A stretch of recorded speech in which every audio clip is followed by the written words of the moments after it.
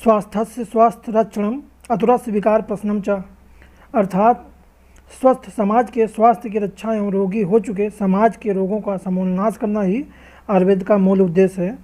नमस्कार, आदाब, सत श्री अकाल दोस्तों, आप देख रहे हैं दी सेहत। आज बात करेंगे वात पित्त कफ से होने वाले रोग के बारे में।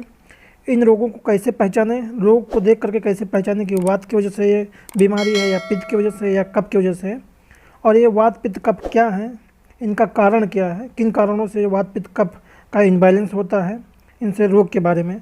तो पहले जान लेते हैं।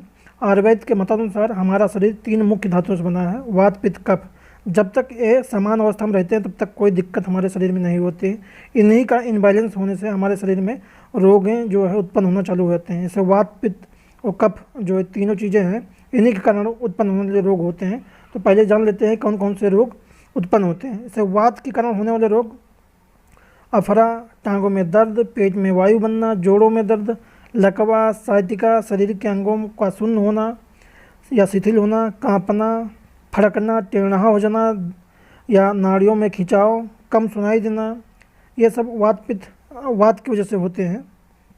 और शरीर में बुखार या ज्वर भी उत्पन्न होना चालू कर देता है। अचानक शरीर में दर्द भी चालू हो जाता है, ये वात के कारण होता है।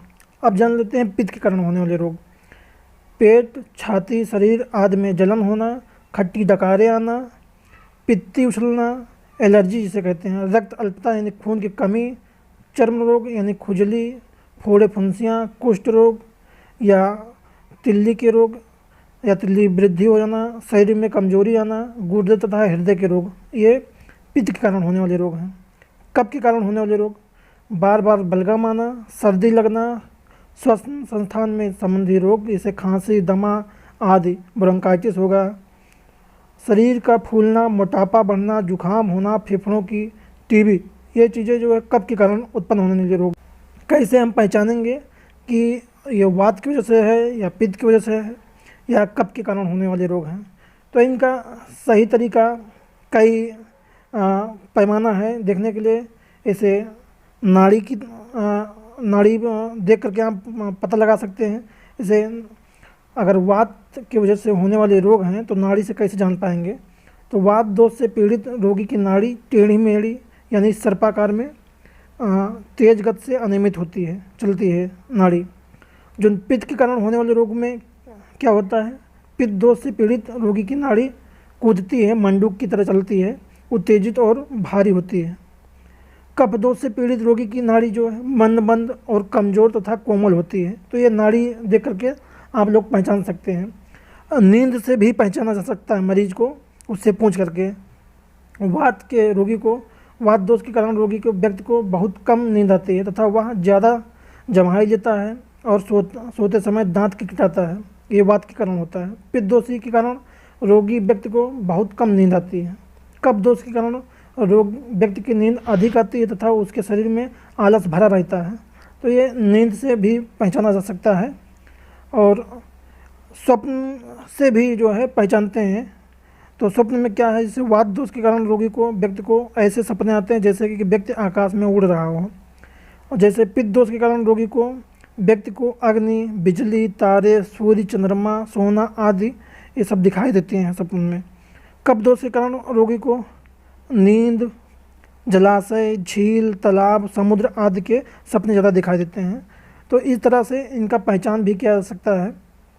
और भी है, मल से देख करके पहचाना जा सकता है। इसे वात के कारण जिनको दिक्कतें होती हैं उन व्यक्ति का मल सख्त होता है, टूटा हुआ और झाग युक्त होता है। पित्त दोष के कारण रोगी का जो मल होता है अधिक पतला, पीला, जलन युक्त तथा दस्त भी हो सकती है। कफ दोष के कारण रोगी का व्यक्ति मल ठोस, चिकना तथा आंव युक्त होता है। ऐसे हैं, मूत्र देख करके भी पहचाना जा सकता है। ऐसे वात दोष से पीड़ित जो रोगी होते हैं पेशाब का रंग एकदम पीला होता है। पित्त दोष से पीड़ित जो रोगी होते हैं उनका पेशाब अधिक पीला, नीला होता है और कभी कभी लाल भी हो सकता है। कफ दोषी जो होते हैं, जिनको कफ दोष के कारण होता है, पेशाब एकदम सफ़ेद, झाग वाला तथा गाढ़ा और चिकना होता है। इस तरह से हम लोग जो है वात पित्त कफ से पहचाने जा सकते हैं रोग। अब बात आती है कि इनको कैसे सही किया जाए।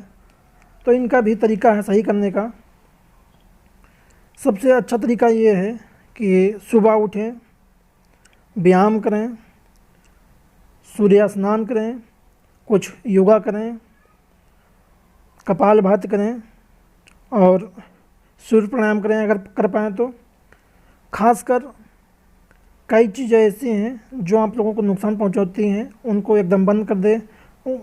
गरिष्ठ खाना खाना, मीट मछली अधिक खाना, खासकर रात में सही से लेट में सोना, ये सब चीज़ें दिक्कतें पैदा कर सकती हैं, तो इन चीज़ों से बचा जा सकता है, कोई बड़ी बात नहीं है।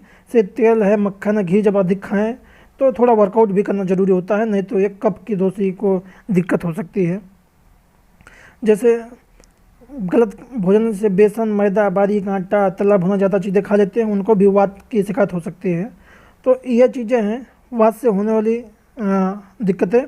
तो दोस्तों, यदि वीडियो अच्छा लगे तो मेरे चैनल को सब्सक्राइब करें, शेयर करें और कमेंट करें।